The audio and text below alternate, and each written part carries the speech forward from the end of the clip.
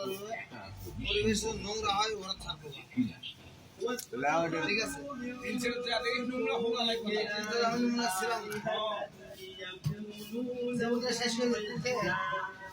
আপনারা দেখেন গাইস, ভাই ভাইয়ে ছাড় পোকার গল্প করছে, বুঝছেন?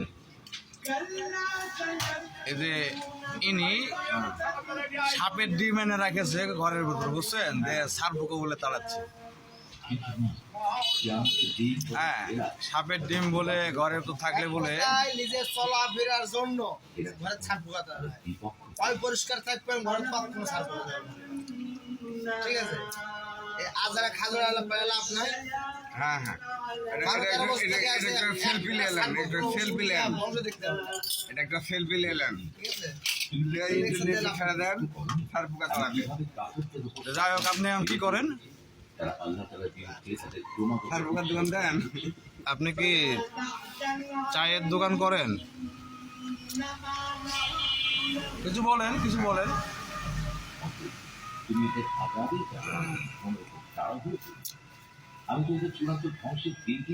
সবচেয়ে বড় কথা হলো, আসল কথা হলো নিজে সঠিকভাবে পরিষ্কার করে রাখবেন, ঘরে কোনো নোংরা রাখবেন না। নোংরা থাকে তেলে পোকা হবে, সার পোকা হবে, কত পোকা হবে। নিজে সবচেয়ে পরিষ্কার দেওয়া সবচেয়ে বড়।